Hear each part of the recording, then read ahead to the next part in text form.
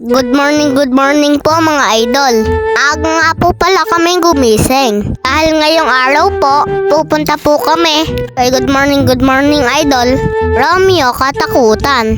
Tagal na po kasi kami nagbabalak pumunta dito. At sa wakas, natuloy na din po kami.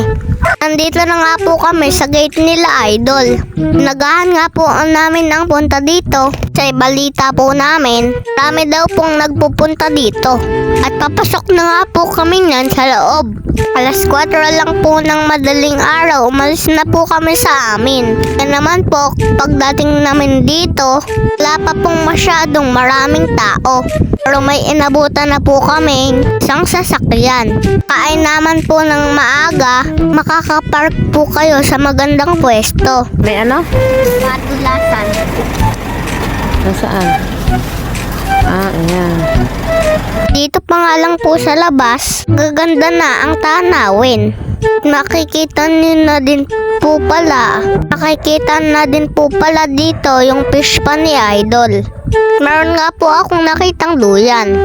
Agad ko nga pong tinawag si ate para po ayain na sumakay sa duyan. Nauna pa nga pong sumakay si ate sa akin. At ako naman yung taga-ugoy. Ay nako, parang baligtad ata ate. Meron na naman nga pong dumating na isang van. Ito nga po pala yung fish pan ni Idol. Sobrang lawak ng kanyang fish pan. Puro po, sobrang dami ng isda dito. Po yata humuhuli si Idol at tilapia at gurame. Maya nga po, naglakad na po kami papasok sa loob.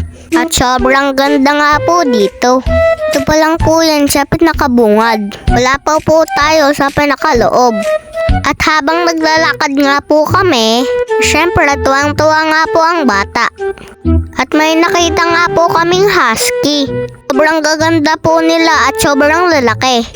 Yung isa po kamukha ni Sabrina, na aso ni Daddy Joel. Ito po sila sobrang kukuyot. Mababait nga din po sila. Puro po sanay na din sa tao. Kaya po hindi nila kami tinatahulan. Labas dila pa nga. At sagad na naman nga po ang ngiti, batang vlogger. Syempre nakalibot na naman. At patuloy nga po kami sa paglalakad. Ito nga po pala yung mag-sister. Lola ko nga po pala yan. Syempre ito po kami. Dahil magaganda nga po ang tanawin dito. At syempre, apara naman ang selfie ng mag-sister. Meron nga din po pala kaming nakita mga gamit sa pag-gym. Siguro po, nag-gym din po dito si Idol. At eto na naman nga po ang mga lola ko na walang kahilig-hilig sa selfie. At nandito na nga po kami sa loob ng mini farm ni Idol. At meron nga din po siyang mga ibon na parrot. At syempre, magpipicture muna kami ng ninang Joy ko. Ang ganda ng ngiti ko dyan ha. Tagilagila. Pangit si Kurt. Sino pangit? Yung sa salita. Yan. Ito po yata eh. Pangit! Pangit! Ay!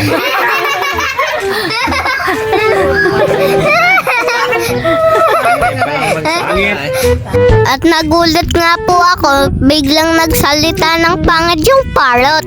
Nakita lang ako nagsabi na ng pangit. Unong pala tumingin ng pangit tong mga parrot na to. At yung isa po, nagsasabi ng hello at hi. Nakakatuwa nga po.